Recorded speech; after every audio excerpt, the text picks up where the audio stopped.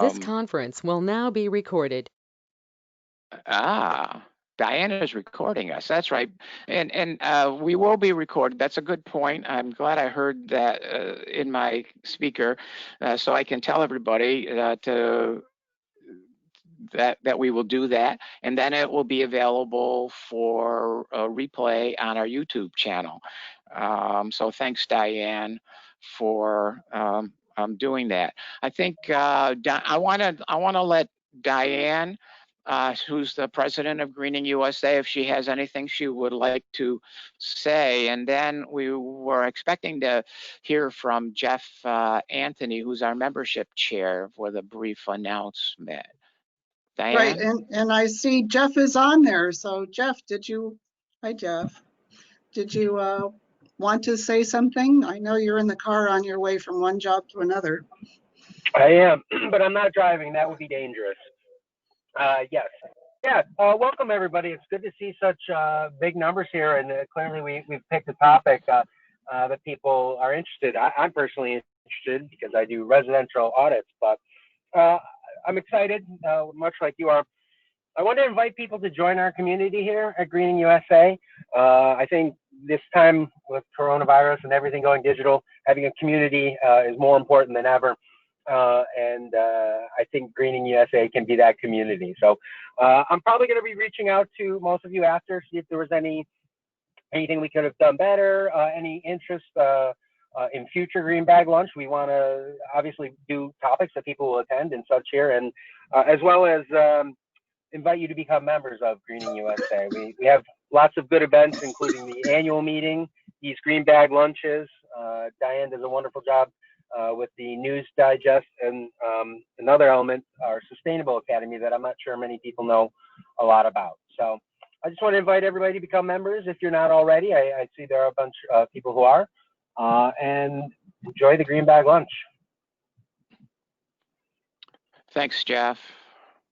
Diane, were there any other announcements that you want to make, or any other instructions while we're on the platform today?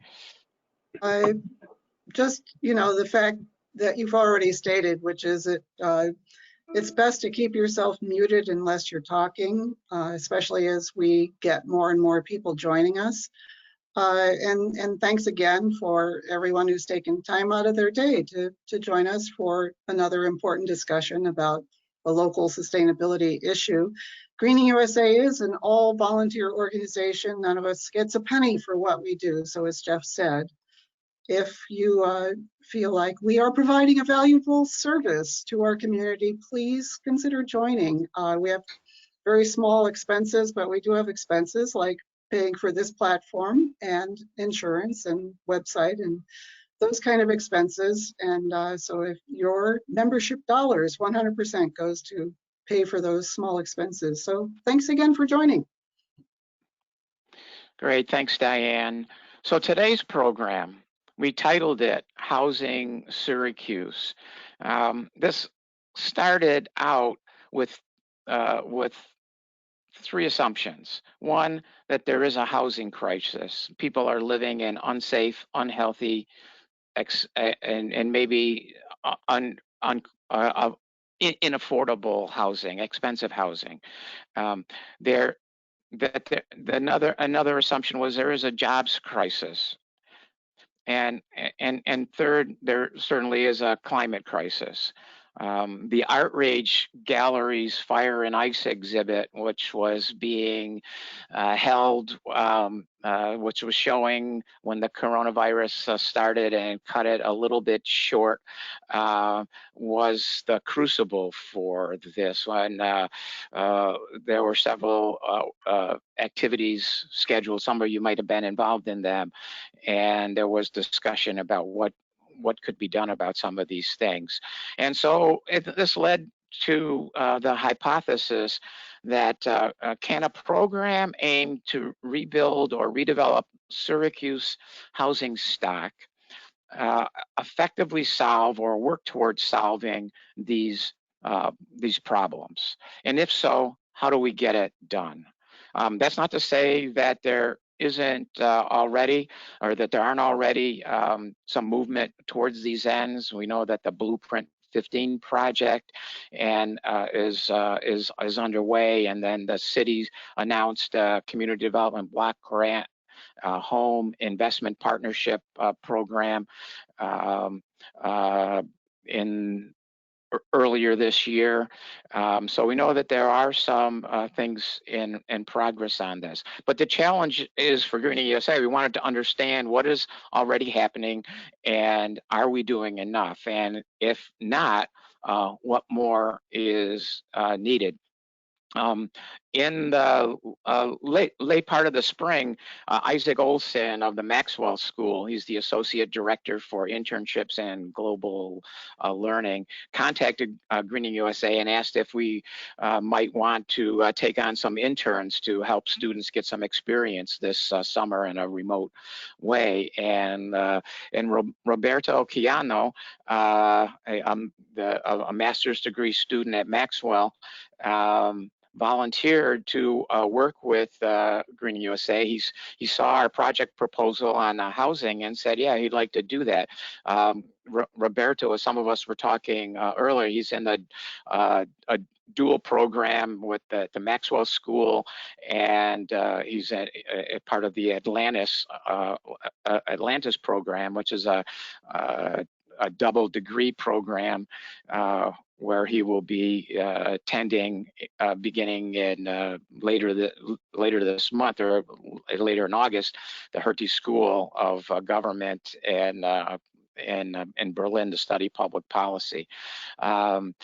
Roberto hails from the University of Panamericana in Mexico City. He's got a bachelor's of law degree from there, and it's been a pleasure having him with us for the last 6 weeks working on this project. His primary deliverable was organizing this panel, but he's also written a paper and done a lot of research on the topic. So we began by reaching out to 16 community leaders and 10 organizations in the Central New York area working in the area of housing or economic development, employment and training, and energy planning. And today's panel is hopefully only the first of several on this, which I'm going to call the GreeningUSA's Housing Syracuse Sustainability Initiative. Today we will hear from 4 terrific panelists. First, we'll have Roberto fill us in on some of the research she's done and the background. Next, we'll have Crystal Cosentino, the Deputy Executive Director at Home Headquarters, who has over 10 years, and I think it's close to approaching 20 years experience working in government and not-for-profits. Formerly, she's worked at the City of Auburn in the planning as planning and economic development program manager.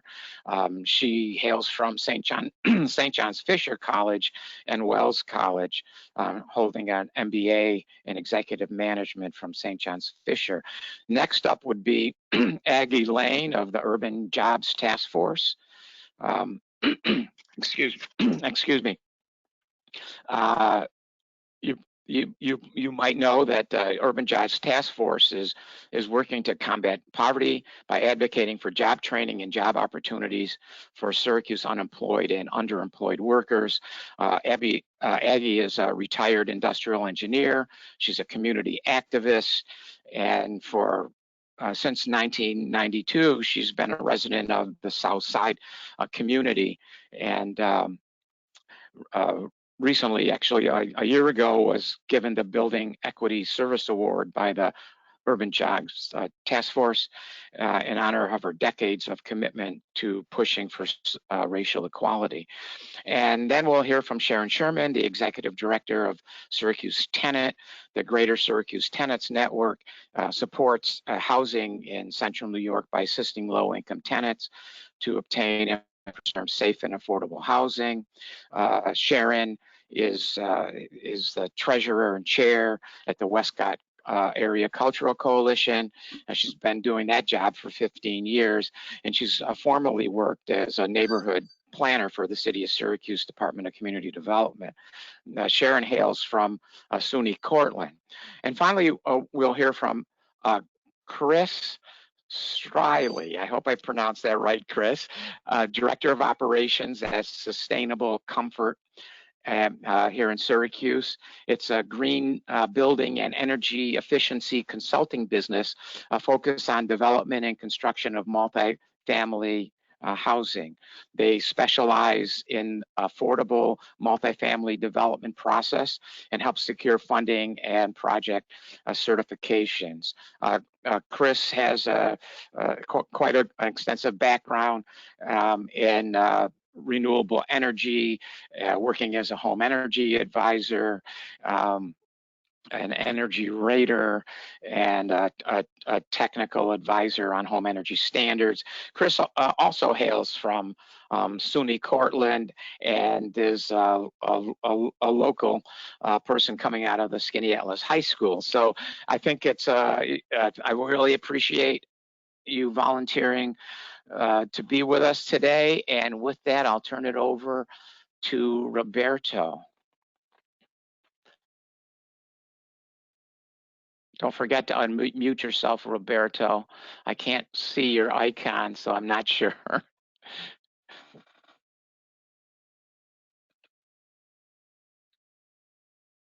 Perfect. Can you hear me now?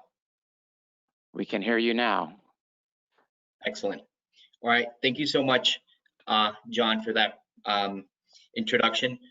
So I will begin my presentation. So good morning, everyone.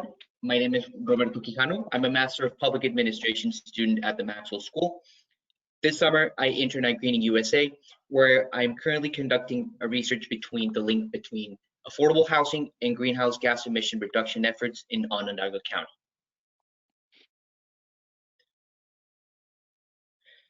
Okay, so according to the Census Bureau, 207,567 housing units were registered in Onondaga County. The median property value was at $148,800 in 2018. Home ownership is at 65.2%, higher than the nationwide average of 63.9%.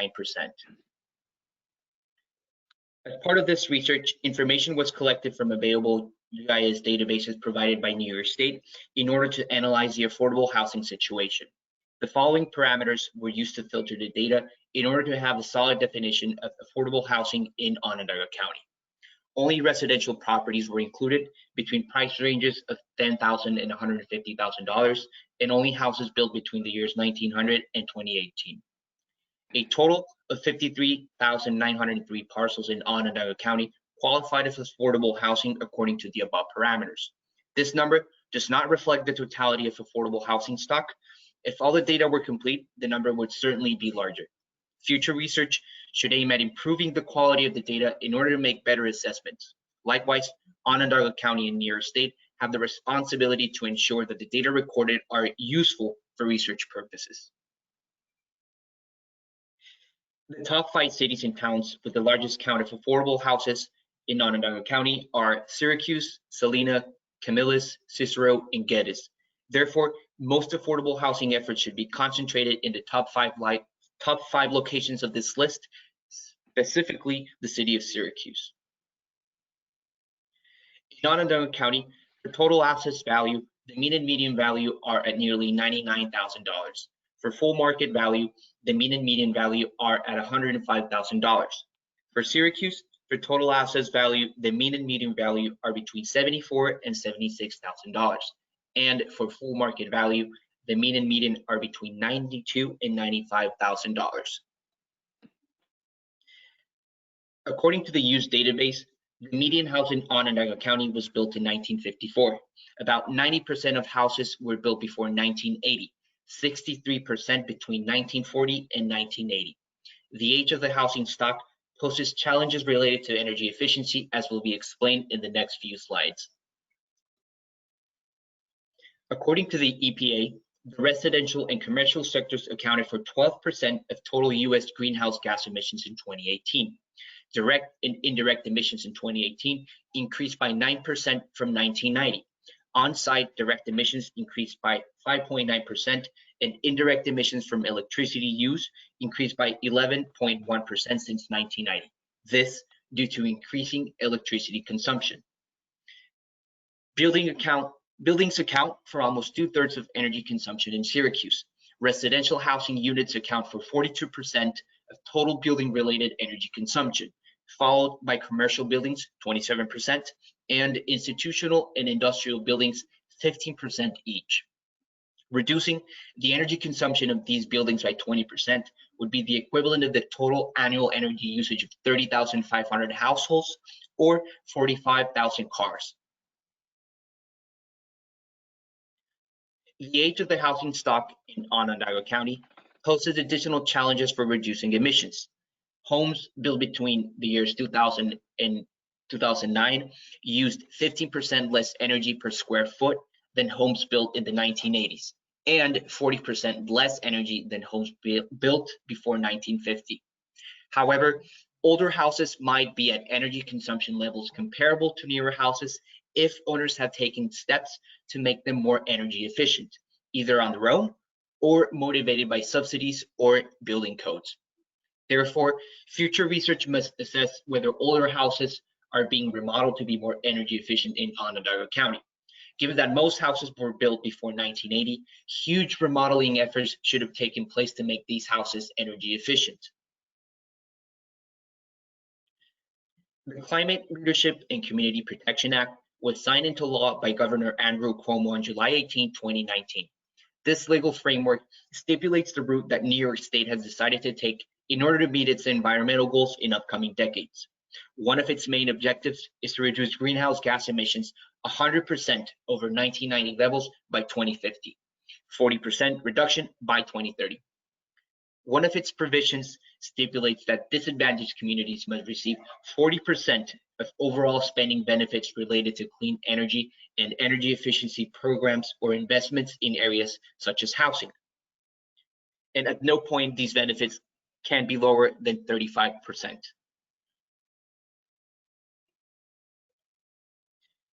Instead of concluding statements from the ongoing research I'm currently conducting, I would like to raise more questions for further research.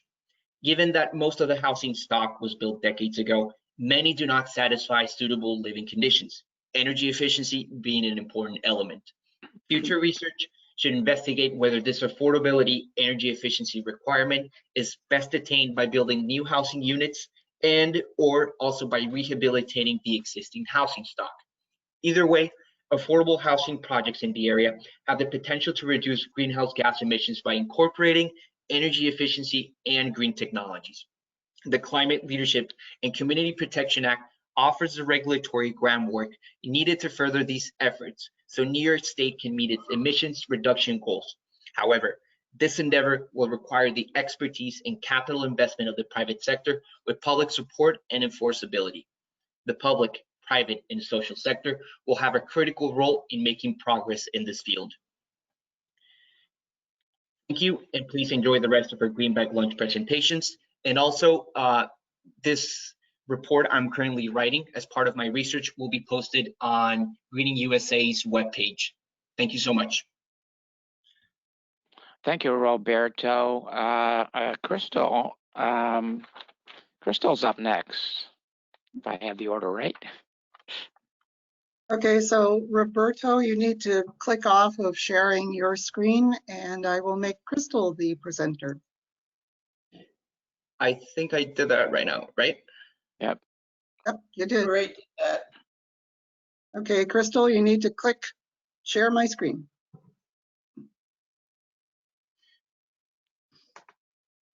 All right, so hopefully you guys all see my slide.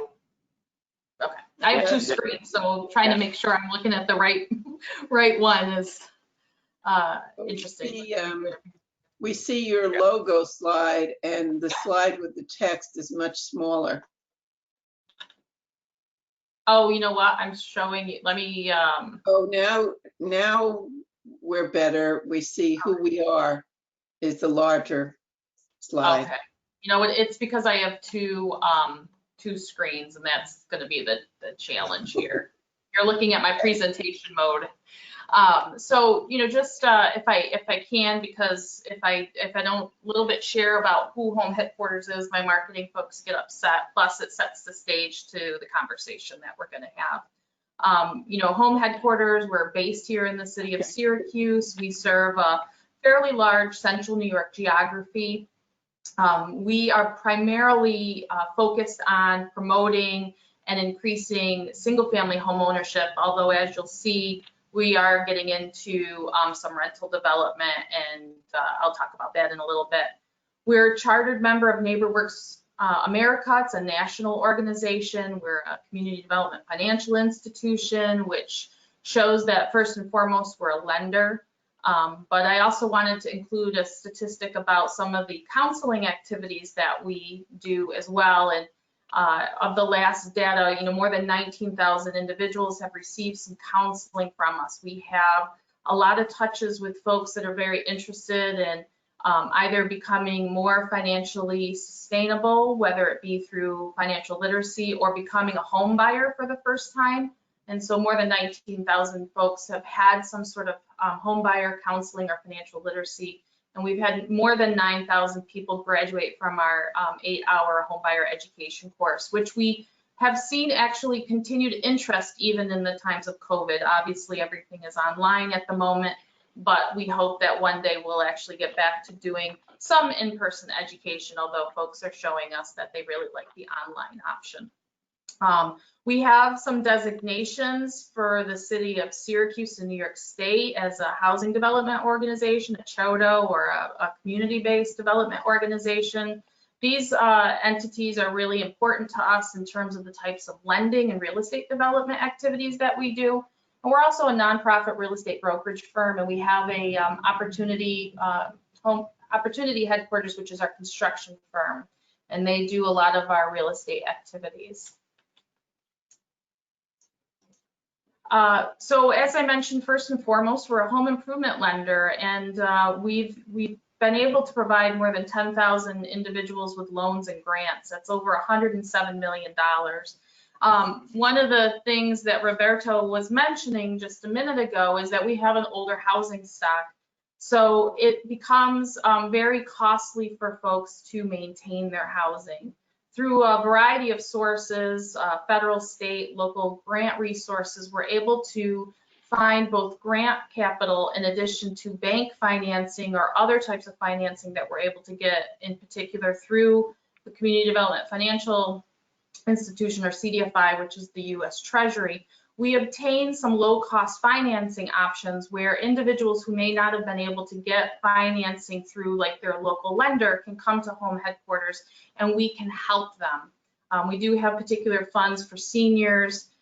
We also have some grant funds that we can blend with low-cost capital to try to keep our home improvement financing reasonable. We recognize that the majority of people who come to us fall in that under 80% of the HUD area median income. So it's really important that we're not overburdening them with additional debt. Primarily, urgent care related activities is what individuals come to us. And I understand that I'm getting a little bit away from how Home Headquarters might be helping in reducing greenhouse gas emissions, but what we're trying to do is continue to stabilize people's homes. And so primarily individuals do come to us asking for roof replacements or maybe sewer electrical repairs, but we do also help many, many, many people, not so much at this time of the year, but in the winter time with replacing furnaces. This is also where we work a lot of times with BPI contractors because they may be out doing an audit and finding out that they can't do insulation because of a faulty roof or knob and tube wiring, related things to that nature, that they're not able to put in some energy efficiency items because of the age of the housing stock. We often come in and help with urgent care funding to be able to address that urgent need, so then the BPI contractor doesn't have to defer some NYSERDA funding to do the energy related activities. This is particularly important with our Green and Healthy Homes initiative, which I'll get into in just a minute. But also a new area we're working on is lead, wood windows and doors. That's particularly a huge issue here in the city of Syracuse, as it is in most urban cities where housing stock has paint pre-1978 and it's poisoning children in our communities. And additionally, we also are first mortgage lender, and we provide a lot of closing cost assistance. As you can see, over 2,700 people have become a first-time home buyer, receive some grant funding to help them with that purchase. We've also helped more than 300 home buyers with first mortgage financing. As you can imagine, being a first mortgage lender is quite rewarding. It's where people can actually set down roots and have stable housing. They don't ever have to worry about a landlord. And I know Sharon, I'm sure we'll talk about this, where a landlord may discuss eviction or raise rents. It's stable housing, and it's something that we're really proud of that work that we do in that area. About 5 years ago with the Central New York Community Foundation, we really started, well, actually probably longer than that. About 5 years ago, we got the grant funding from the New York State Attorney General's office. But we had been talking about where individuals were really finding that they were needing many touches from home improvement financing. 1 year it was the roof, and within 6 months we found out in December that the furnace had gone, and then we find out that the hot water tank would go a couple of months later. And more than 60% of our customers, and that number's probably higher now, it's been some years since we've looked at this, we're coming back to us with additional needs over and over and over again. And as you can imagine, if you've had your own home improvement related issue in your home, it's quite stressful. It takes a lot of time and effort to find a contractor. And then you have the disruption from the contractor coming in, and all of those things combined can just be really challenging if you're trying to manage children and work and school and all of those related things.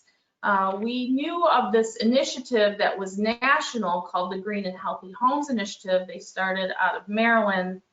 Buffalo had quite a robust Green and Healthy Homes Initiative.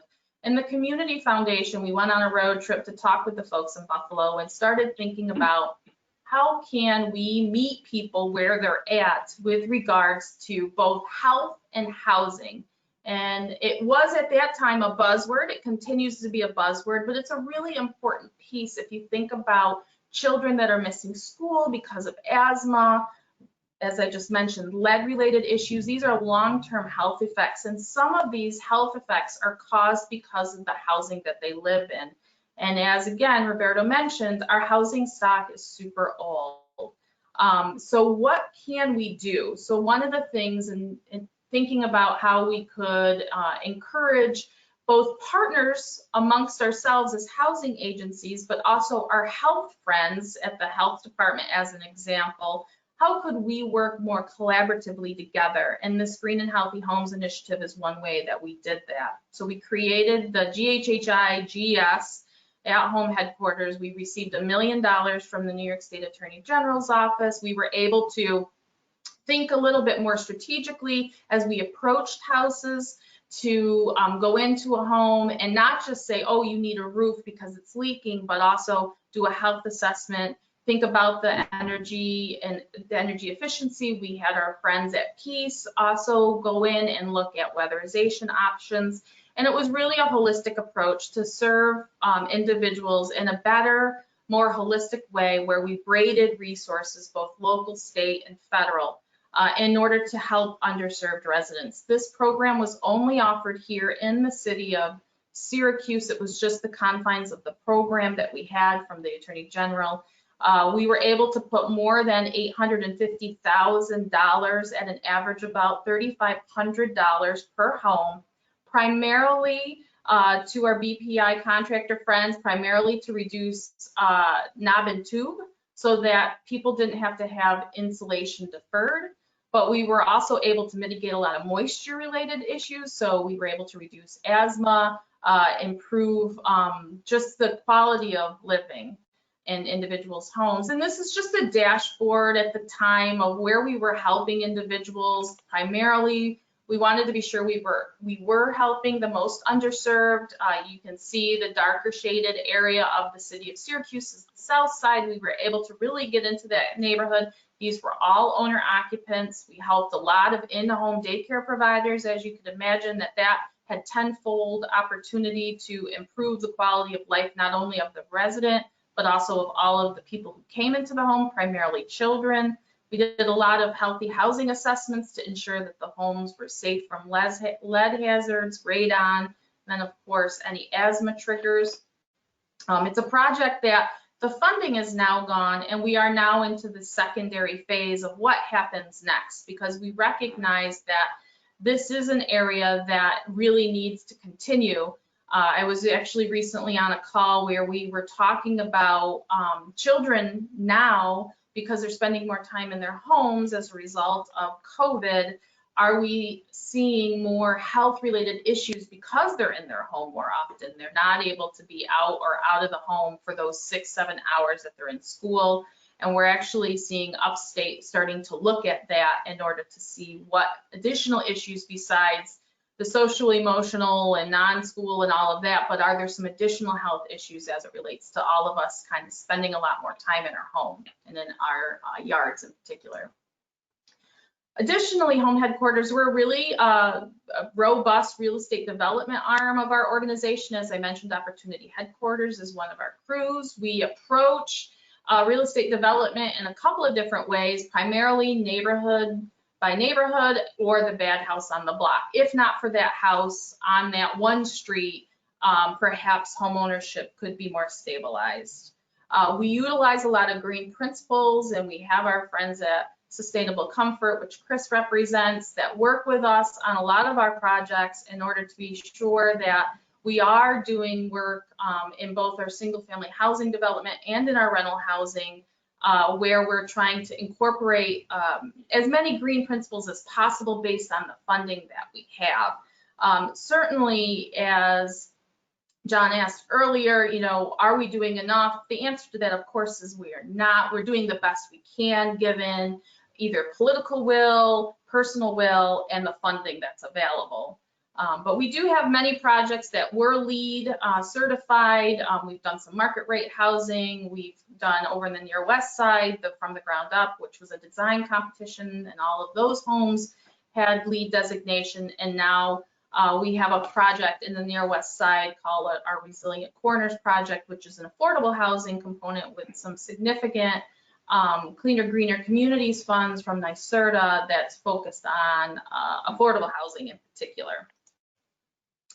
This is a terrible map for a slideshow, and if we were all together, it would be a lot easier to hand it out and look at it additionally on a screen, but it's just to give you an understanding of the neighborhood approach that we do. This is the near west side neighborhood. You can see where there's pictures of befores and afters that we do. This is where we really look at a neighborhood. We think about their assets, we think about the strengths, we think about the housing stock, and we approach a real estate development activity more on a global neighborhood-based approach, where we are able to think about how can we rehab homes, how can we build some new construction.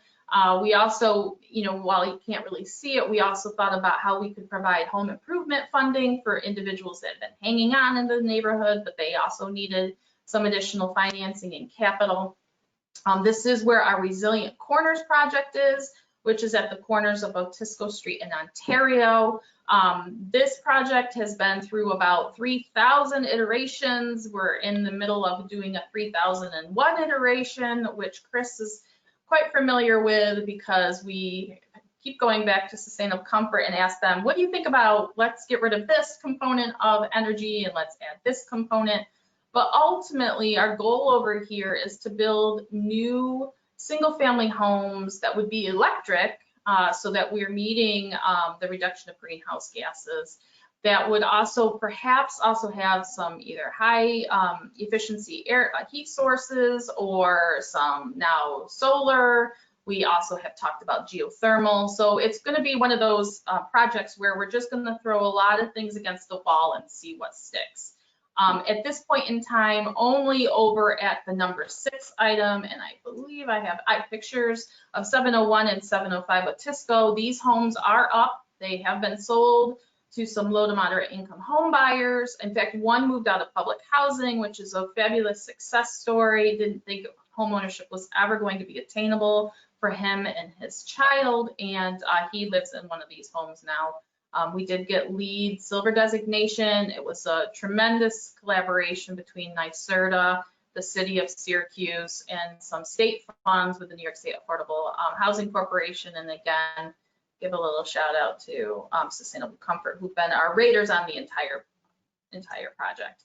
And while not here in the city of Syracuse, but just to have you understand that Home Headquarters is always thinking about how can we incorporate green improvements, how can we reduce utilities either amongst the home buyers or amongst our tenants. We have a fairly large project happening over in Cayuga County with some low-income senior housing, because again, we haven't really quite approached this development or our home improvement financing with the idea of let's reduce greenhouse gas emissions. Really what we're trying to do is improve people's homes through reduced utility costs.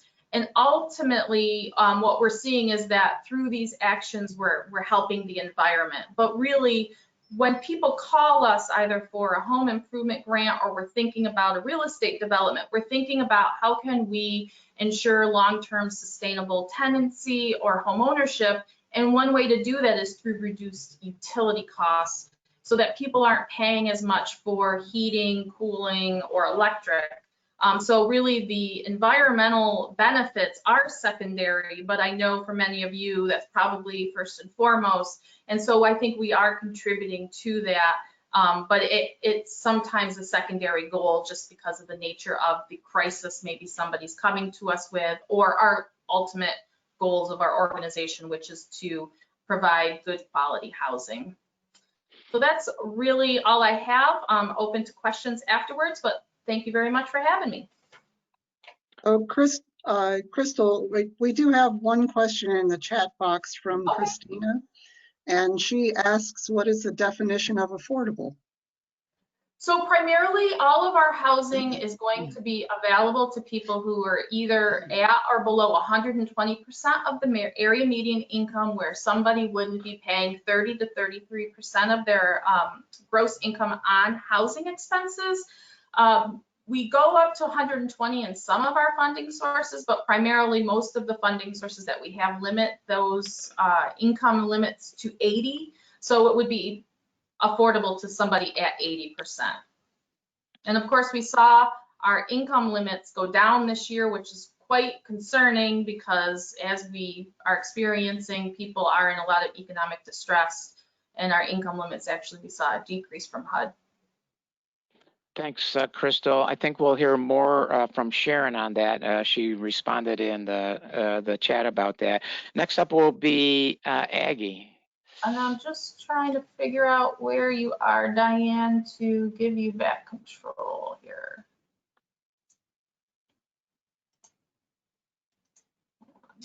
So should I begin? Yeah, you can begin it. You're not going to have any slides, right? So we don't have to worry about that. But it looks like we've got it off now, so we're good. Right, right. I'm going to sort of talk a little bit where Crystal led off. But first I want to tell you a little background of sort of how the Urban Job Task Force got started. There were a bunch of us in a group called the Partnership for Onondaga Creek. And we were an environmental justice group, local, fighting against the Midland Avenue sewage plant. And they were building them around the city, and then Joni Mahoney came in and she canceled all the other ones, but Midland got its sewage plant. And one of the activists said, we got our plant because we're poor. And the only way we can sort of defend ourselves is we need jobs. So the Partnership for Onondaga Creek started thinking about green jobs. And one of the first things we did was read Van Jones's 2008 book called The Green Collar Economy. And we watched this video. And his advice was, don't go into a struggling neighborhood and start talking about the polar bear. What you need to do is you need to talk to city residents about their energy bills that they can't afford. Sell them on energy efficiency and weatherizing their homes, and then train and hire city residents to do the work. Van Jones would say that this approach helps the polar bear and those city residents at the same time who are wanting relief from their high energy bills or need a job. Now in 2009, New York State passed Green Jobs, Green New York, and it was basically putting Van Jones's advice to work. And it's still in operation all these years. Actually, I talked to Lindsay Spear and she told me in response to COVID, it made 0% interest loans available. And she said within a week and a half, this was in June it happened, 20 million was snapped up by New Yorkers. Now, Green Jobs and Green New York also had an important workforce development piece. It made sure that training and job opportunities were available for these struggling communities.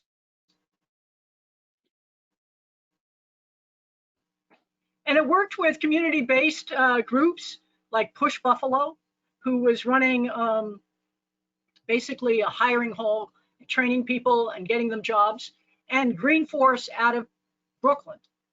They all had innovative approaches to workforce development.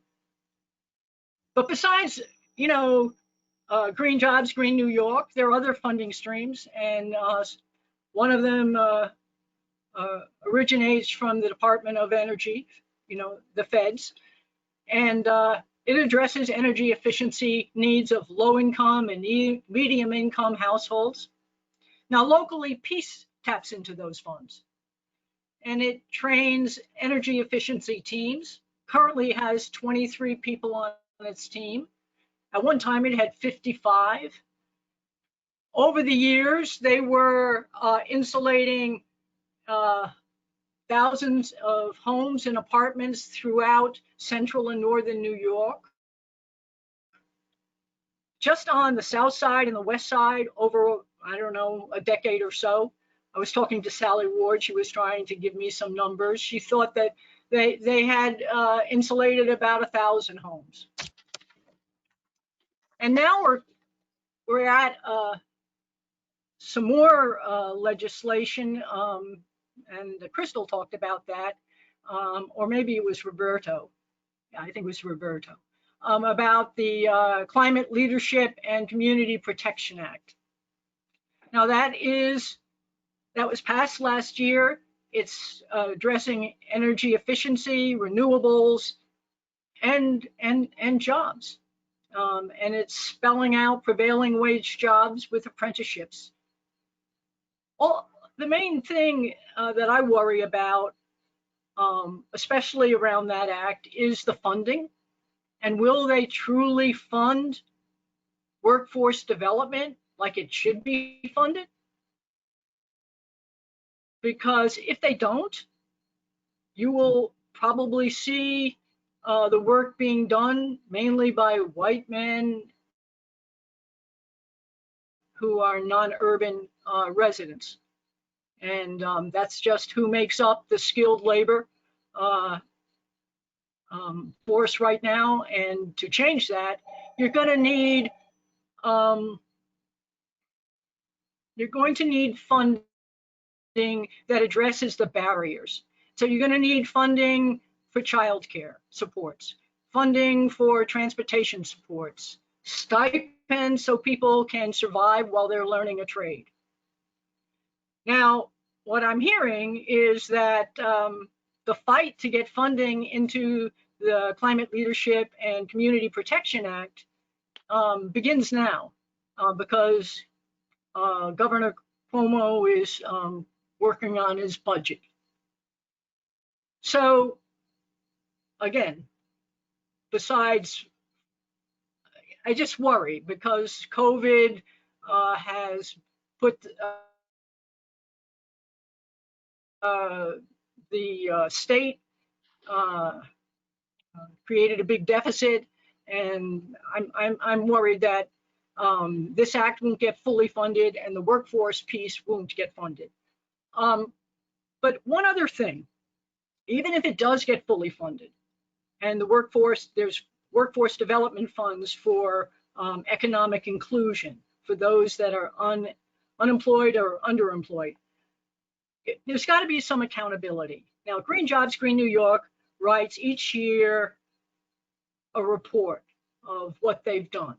They've got working groups that go over and fine tune what's being done and adjust things. We need that kind of what I call active auditing. And so in conclusion, I just want to tell you a little story, if you will, that happened locally. You all know I-690 Teal interchange, and that was part of the I-81 upgrade, but it was fast-tracked, and so I'm sure many of you had to commute around it. It was governed by a project labor agreement. So it had, of course, it paid prevailing wage, but it also had great language in that project labor agreement for apprentices. And after 50% of the work was done, only 4% of the work hours were done by apprentices, and only 0.6% of that work was done by apprentices of color. Now, what should have happened when the state saw that kind of data was to ask why, what's wrong, and how do we fix it? And unless you have that kind of process, we're still going to have a lot of economic exclusion, and the poverty rate in Syracuse won't change much. So again, I'm from the Urban Jobs Task Force, and we advocate for economic inclusion, especially around jobs that or projects that have public money in them. So we're hopeful on the Climate Leadership and Community Protection Act, because part of that act was to make sure that vulnerable populations that Van Jones talked about will be shielded somewhat, and their situation be addressed because they'll be really affected by climate chaos. So thank you very much, and that's it. Thanks, Aggie. Next, we'll hear from Sharon. Hi there. I don't have any slides, and in fact, when Roberto kept saying, we'll talk about anything with housing, you have to understand that I've spent the last 30 years of my life working on housing and tenant issues. So I'm going to go mostly from some things that were suggested through what Roberto had to say, and I'm trying to watch the clock because I could talk forever. And one of the things is about the very preliminary research he did. So those statistics for Onondaga County don't tell the story of rental housing and housing in the city of Syracuse. A very important fact to consider is that 47% of current housing stock in the city of Syracuse was built before 1939. So that's quite a more stark figure than when you look at the county. Another point to consider is that we have 1,800 vacant houses in the city of Syracuse. So you could look at that as somewhat of an opportunity, but it's an issue. Also, when you talk about new housing versus rehabilitation of existing housing, it is a numbers game.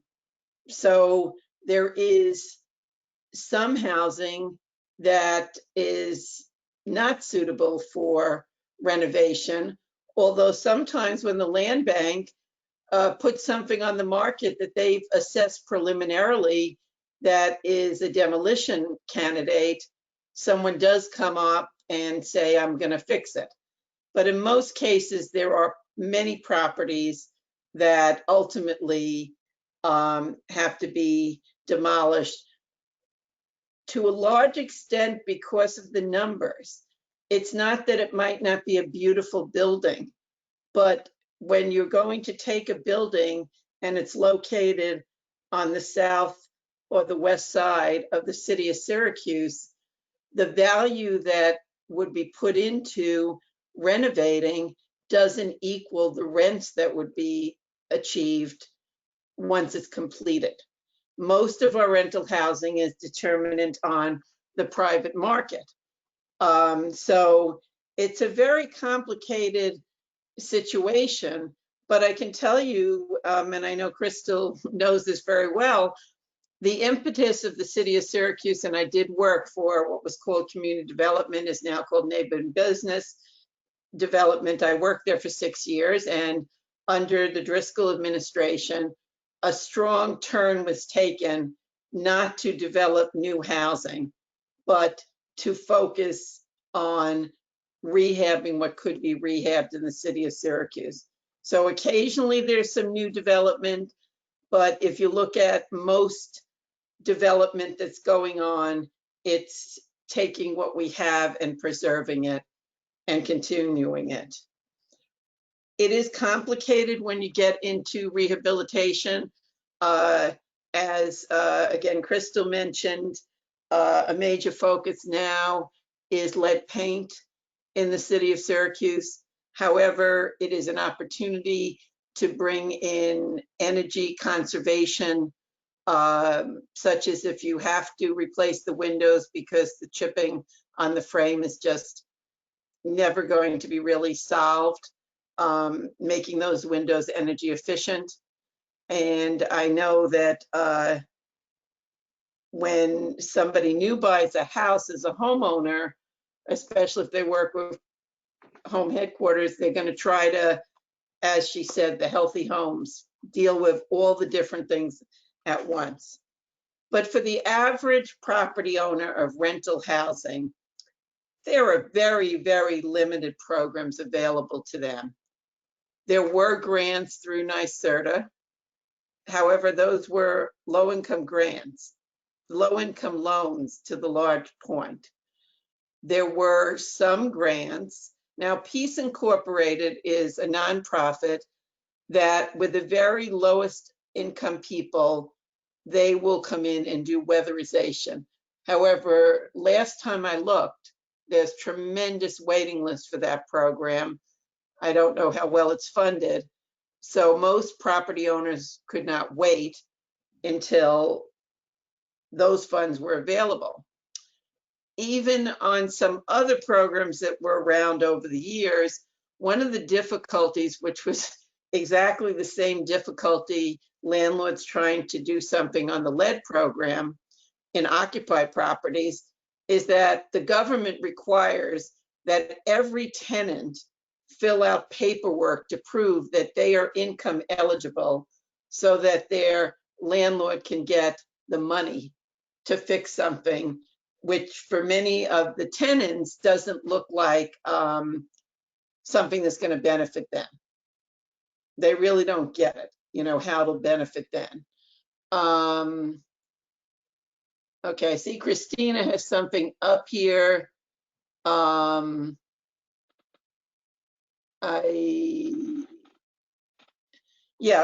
have some data recently on basically it's from a report of the National Low Income Housing Coalition.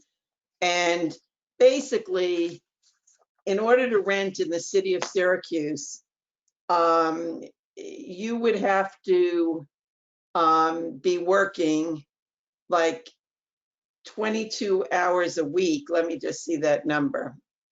In order to rent a efficiency in the city of Syracuse, you have to be making $25,320 because the average rent, according to HUD and the census, for an efficiency is $633. So if you want your rent payment to be no more than 33% plus your utilities, you have to be making $25,320. A one bedroom is $723 median. You have to be making $28,920 family income. Two bedroom. Anyone know what the average for a two bedroom is? The mean, according to HUD, 900. And that's the median number. So, and you'd have to make 36,000. And I will, if there's a mechanism for sending this report to people through GreeningUSA, because it really lays out for you that poor people can't afford housing in the city of Syracuse, that you cannot afford housing, and that's why people end up in bad situations. So Lindsay's giving us some information about NYSERDA's program. Yes, the renters, however, cannot, as far as I know, I see Lindsay saying that NYSERDA Empower program is available, but as far as I know, that money has to be applied for by the landlord. I don't know, Lindsay, if you want to say any further information, you can unmute yourself. So, trying to get things done for tenants is very difficult. And I am out of my 10 minutes. So Thanks. I did say to Roberto, this is kind of a crazy thing to try to have 4 people talk 10 minutes about these big policies, but people can ask me other questions in the future. I guess I'll just say one more thing. With the COVID, we are going to be faced with many, many tenants being evicted. We are also facing that many small landlords are going to be giving up their properties. Because if you had two families and 2 of the people didn't pay their rent for 5 months and you never get it back, you're going to throw up your hand and get out of the market. And according to national studies from Matt Desmond, and we've seen it here in Syracuse, you know who comes in and buys that property for cash? It's a slum landlord who doesn't care. They pay the owner, you know, way below market cash money, and then they milk these properties because they have no mortgage investment. So they barely pay the taxes and they just milk the properties. So COVID is going to really have an even further detrimental effect on the housing stock in Syracuse. And with that, I'll send it back to John.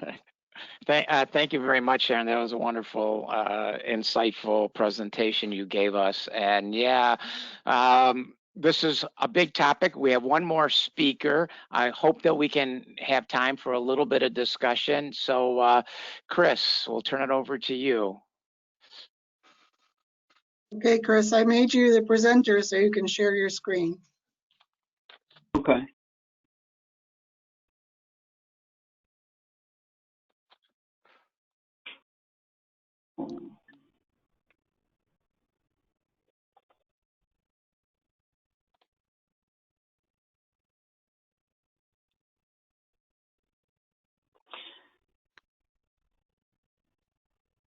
says I have to rejoin. Let me try to rejoin real quick. I guess to allow screen sharing.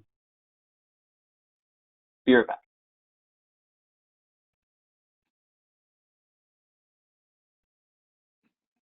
Well, while we're waiting for Chris to jump back in again, Lindsay is got a lot to say. I don't know if anyone's following along in the chat box, but Lindsay has got some. Lindsay, there you are. Speak. Here. I just wanted to throw in a little bit of information that might be relevant. And Sharon mentioned, so there's 2 programs through NYSERDA that helps fund energy efficiency improvements. And I want to just give some breaking news, if you will. A couple weeks ago, NYSERDA increased their eligibility and the amount of money available through both the Empower and the Assisted Home Performance programs. Empower is for the 60% of the area median, or 60% of state medium income and lower. So anyone who qualifies for HEAP or HUD or anything, or SNAP. And they've increased their project amounts from $7,000 to $10,000. So it can cover more things being done in people's homes. And then the Assisted Home Performance with Energy Star program, the big news is that they've increased their eligibility from 80% of area median income to 120% of area median income. So a lot more of Syracuse, Onondaga County qualifies for this program. And it's a 50% matching grant for energy efficiency measures, including heat pumps, of up to $5,000. So it's a $10,000 project limit. The NYSERDA will contribute $5,000. I've got information on the Heat Smart CNY website about this, and I'm happy to answer more questions, but I just don't want to take up more time. Thanks, Lindsay. Chris, are you ready? Let me check.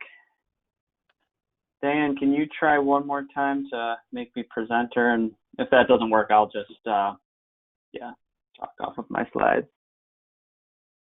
Yeah, I have made you the presenter. What you need to do is go down to the bottom of your screen and click on the thing that says screen, share screen, click on that.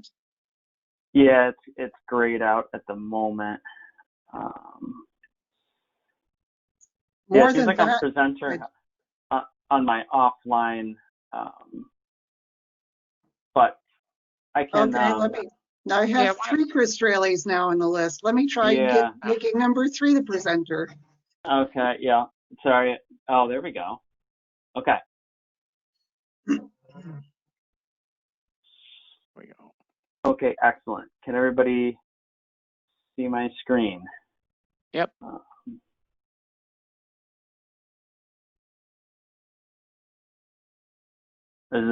Is this stuff in the way on the side? Nope. We're seeing just a slide. Okay, excellent. Good. Well, appreciate it, everybody. So I'm Chris Straile with Sustainable Comfort. As John said earlier, we're an energy consulting firm. So what I'll be talking about today is kind of affordable housing and the context of energy efficiency, environmental programs, and kind of what's happening in that realm currently. So as Crystal was talking about and others, there's a lot of funding streams. And I guess talking about one of the main ones is HCR, or I'll try to advance, Homes and Community Renewal. And when a developer would like to apply for funds, they go through, one option is Homes and Community Renewal. Also, there's HFA, and that's part of a bond application. So they value energy efficiency as much as to make this process competitive, and also value optional green building programs. So it's mandatory. So if we're a developer and we would like to build a affordable housing, supportive housing, whatnot, we mandatory need to follow an energy efficiency strategy. And as an option to put more points on your competitive process, you can add on other optional green building programs. So what does that look like? That looks like some examples here. So on this bulleted list, mandatory would be like an EPA Energy Star program, or at the bottom of the list with sub bullets, the NYSERDA programs, low-rise new construction, high-rise, which have separate performance tiers. So that's mandatory. If you want to access these dollars, these tax 9% tax dollars, you need to pick one of those. To take it a step further, on a point-based system, you're able to pick maybe the LEED rating system, Enterprise Green Communities, National Green Building Standard, or Passive House. And the reason is there's actually different points associated with each of those. Like a LEED or an Enterprise will get you 3 additional points on your submission, and like a Passive House or a Net Zero will get you 5 points on your submission. And there's a funding round currently going on now. They're at different points throughout the year. HFA has a rolling submission. So they highly value energy efficiency and green building enough to add points to the proposal for it and make it mandatory for some projects.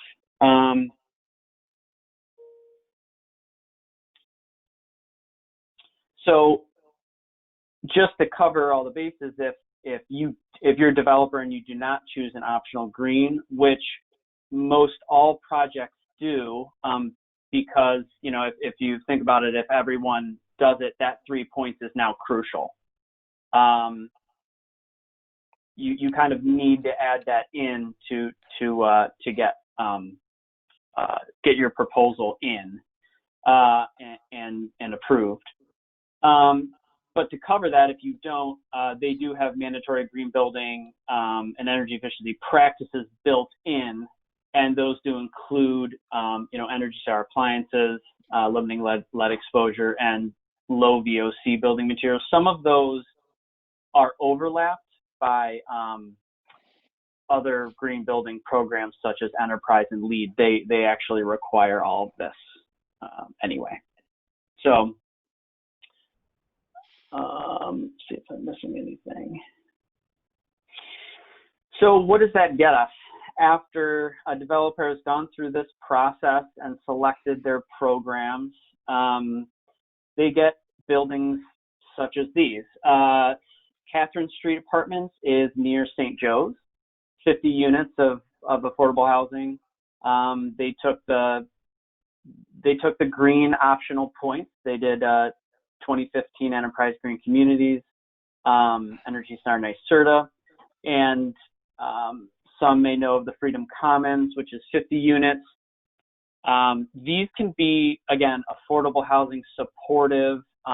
It could be for a vision impairment, homeless vets. It really is just supporting the community. So each one can have a kind of a different purpose.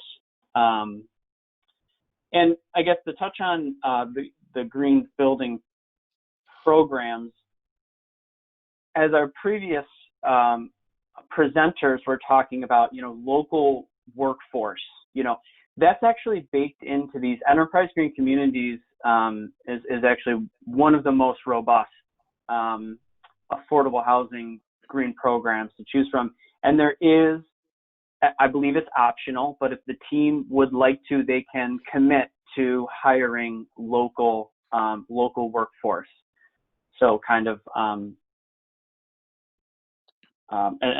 these go into locating the building in areas that they should be located in. So also very important is our existing housing stock, as we were mentioning. This is a middle school in Auburn that is now offering 60 units of affordable housing. This is on West Colvin. This was a church complex in Syracuse, multiple buildings. I actually walked this building. The before and after is going to be very excited for the gardens at St. Anthony's, which will offer 54 units. So, and you know, these can include single family homes as well. We have single family homes, duplexes style that get this funding and kind of transform whole blocks of the neighborhood. So check the time.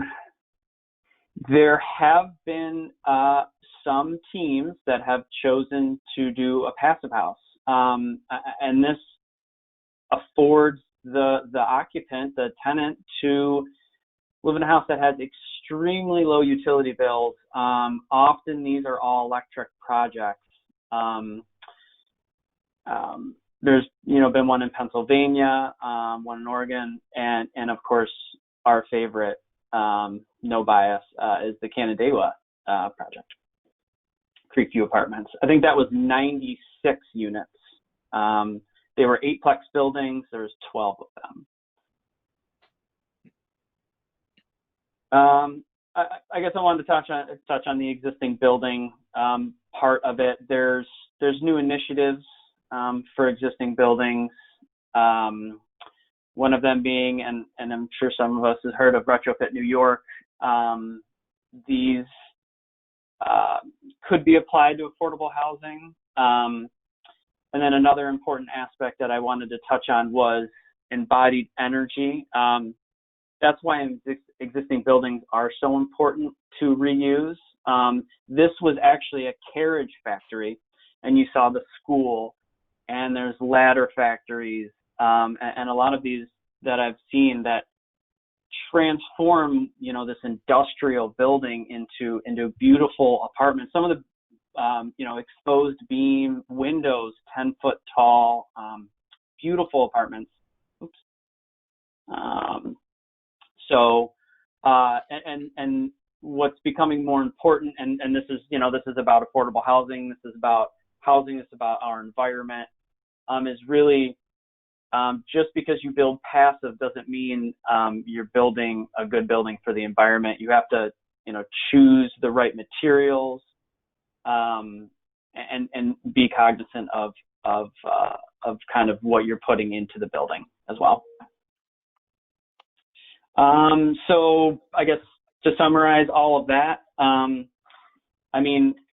we're looking for, safe, stable, healthy housing, and we're starting to be able to build these affordably.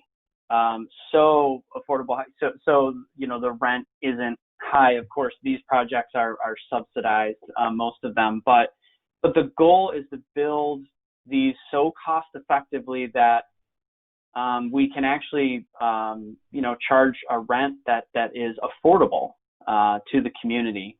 And so I guess just in summary, what kind of HCR is setting, they're setting the stage, because if you want their funding, you need to build above code. It needs to be code plus. They're pushing developers to build better.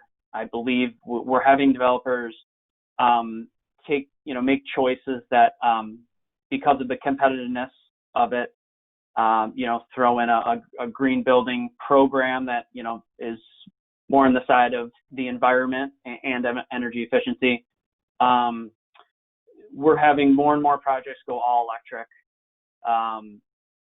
And that is because of, HCR. It's because of NYSERDA, and some of the initiatives of the governor and the Climate Leadership Community Protection Act, as we mentioned before.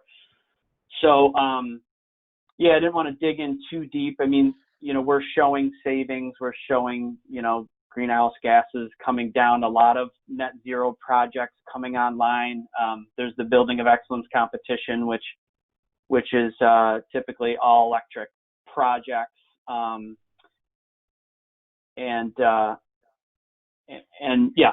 so that's kind of what I wanted to end with.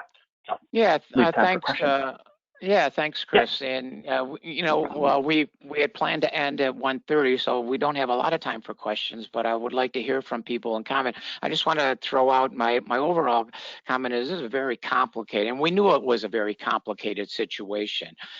It seems to me that there's a lot of things happening, but is anybody really sort of planning or controlling this or seeing it move in the right direction? I see Sharon shaking her head, and that's what my sense is.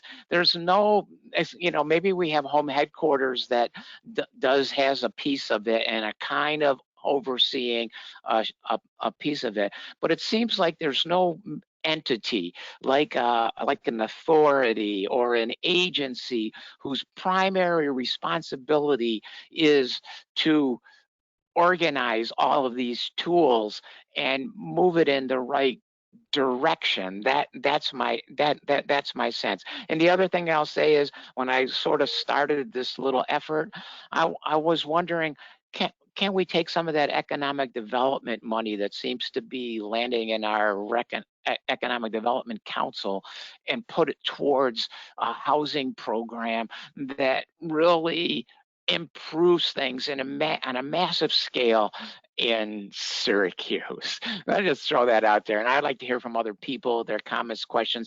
I think we will have certainly follow-up greenbag lunches on this whole topic. It's very fascinating and deserves our attention. So if you have a comment or question, I suppose if nobody's speaking, go ahead and unmute yourself and ask it out loud. I would like to follow up with these chats that I've been having sort of with a few people. My concern is around affordability.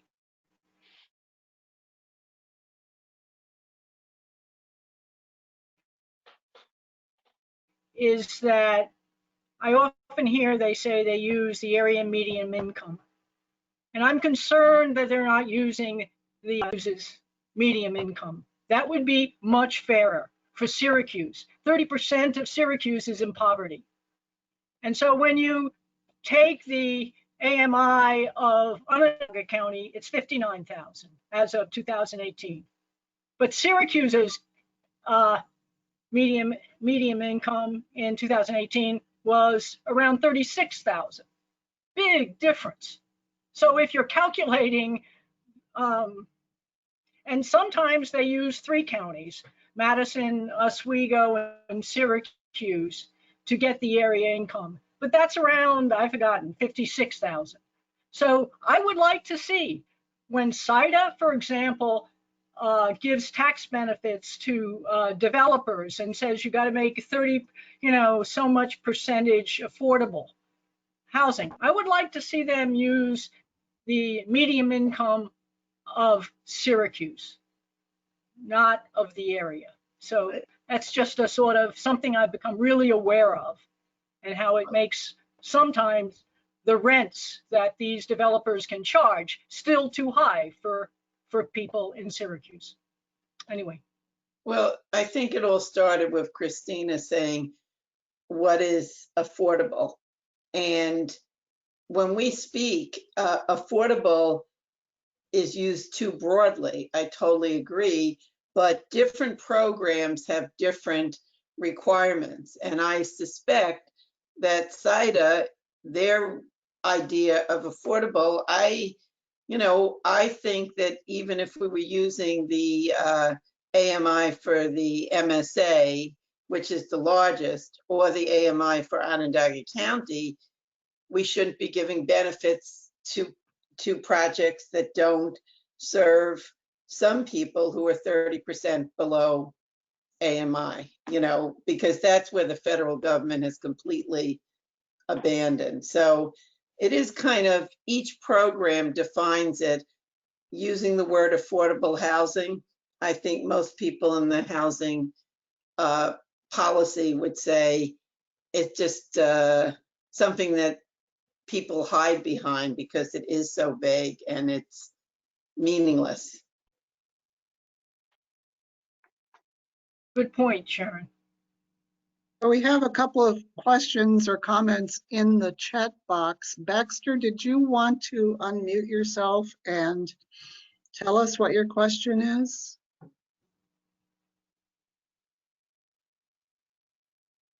Sure.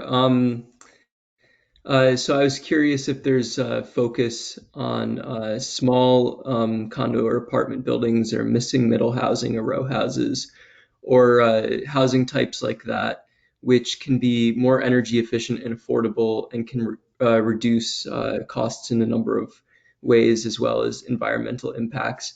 And I'm asking this since some of the conversation towards the beginning of this session was about single family homes. So instead, like maybe more of a focus on denser housing types.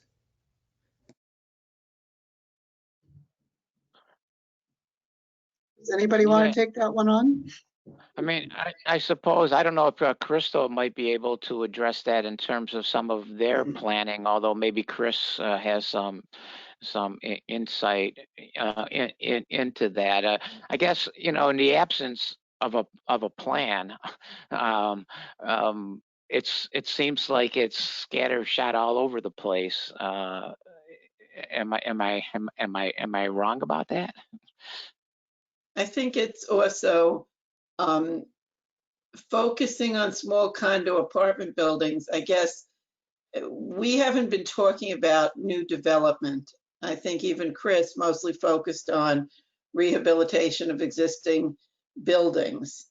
So there really is not very much going on in the affordable housing market about any new construction, you know, and it's also demand with some of the programs where people own certain types of housing. So I think at this point, there's not too much new construction. Your other thing about, we didn't even get into, you know, focusing on putting affordable housing near transportation. I'm looking at Peter King.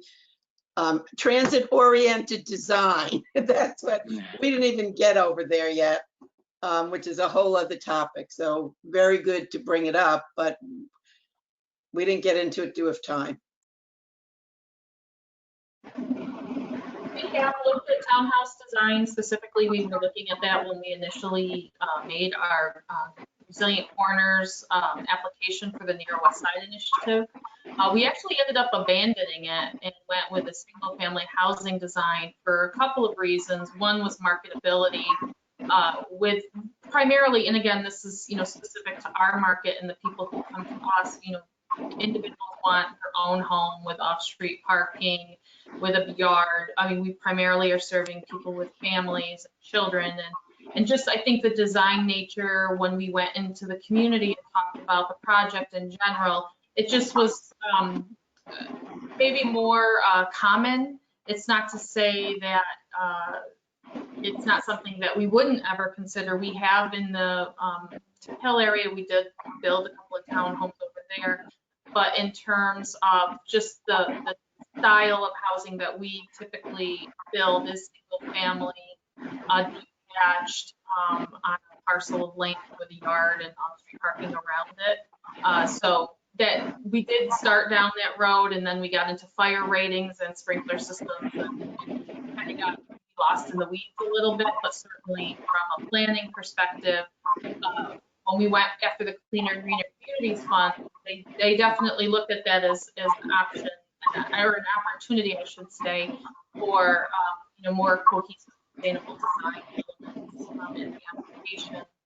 You know, in terms of some of the, you know, new construction, you know, home headquarters, we do like new construction. You're starting off with a clean slate. We also recognize, though, that in our community, rehab is also often something that, you know, the administration and others, do like to see be done.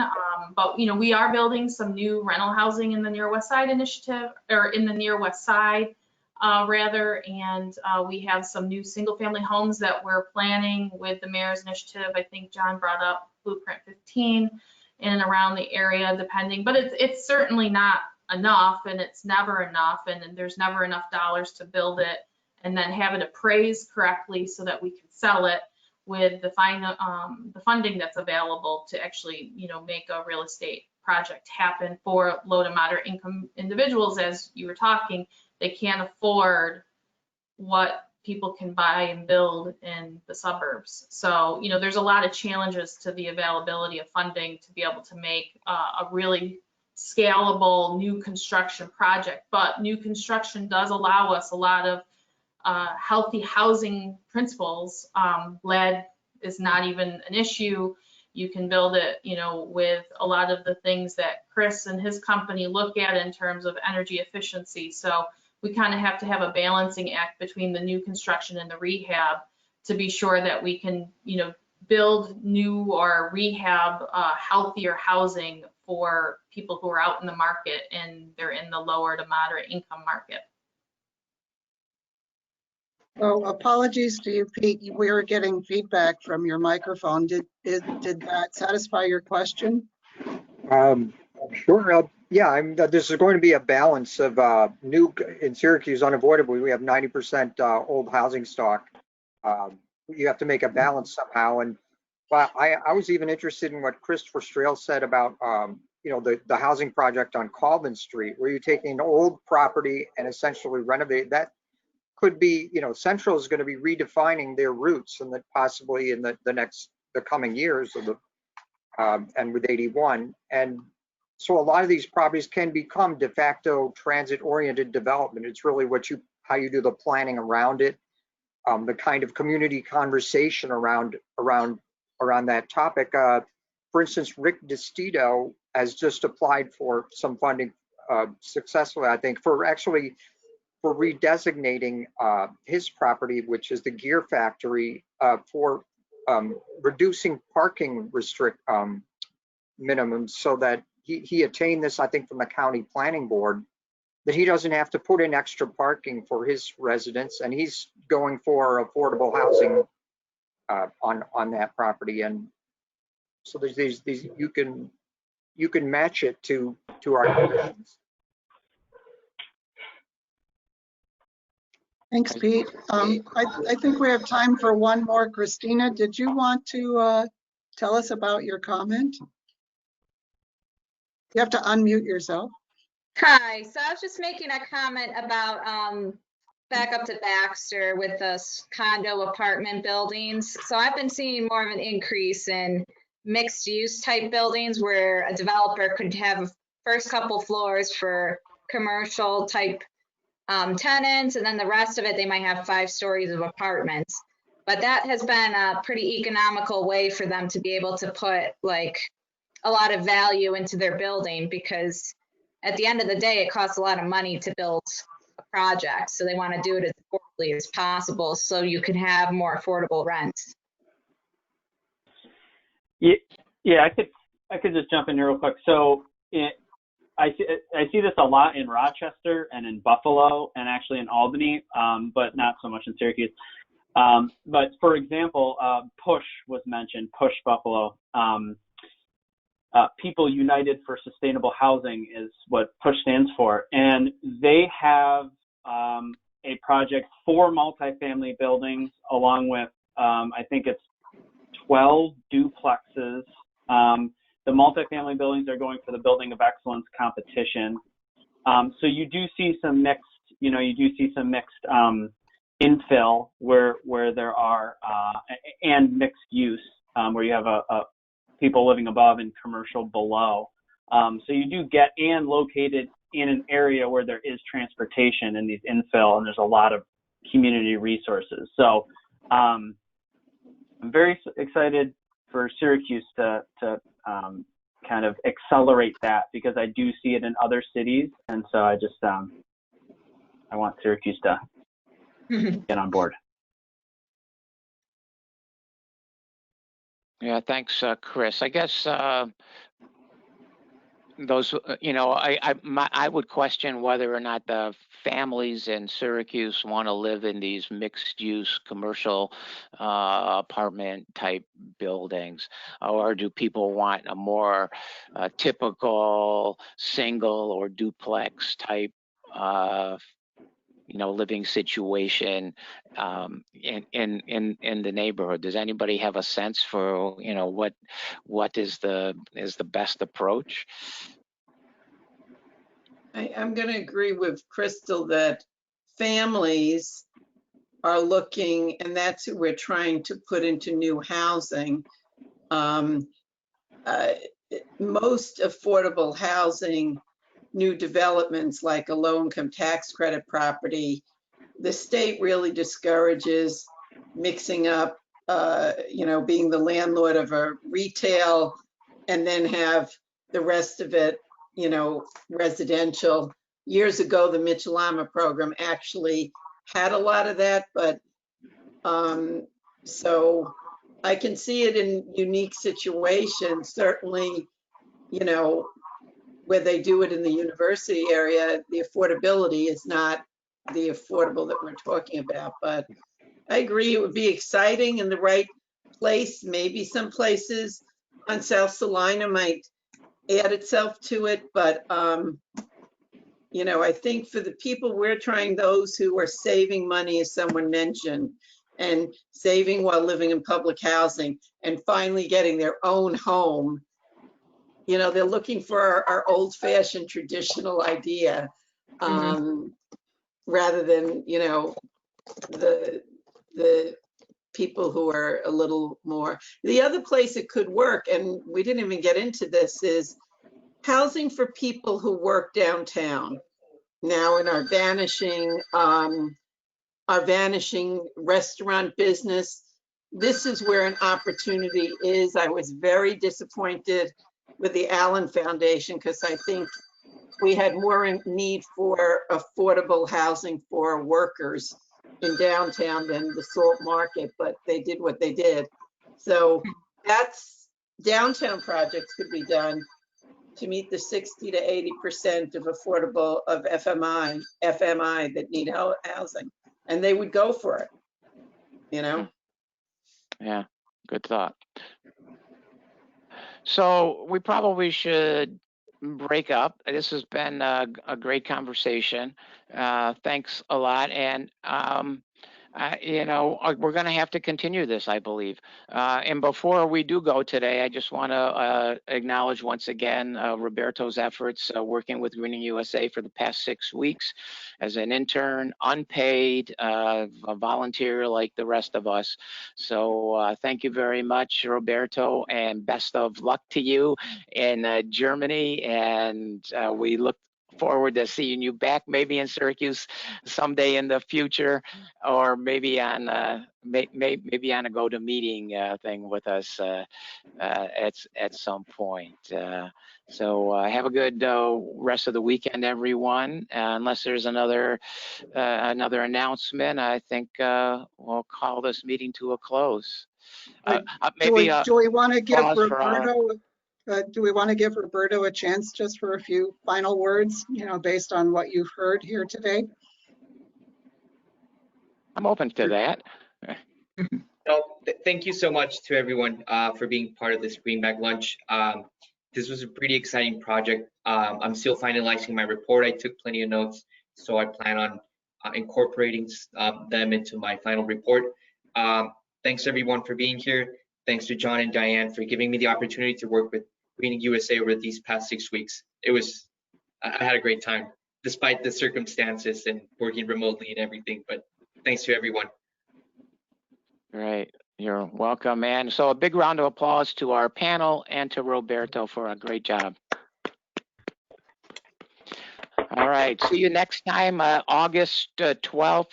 We're planning to have I think it's the 14th, August 14th, on citing renewable energy projects. So stay tuned for that, and hopefully we'll be back to housing sooner than later.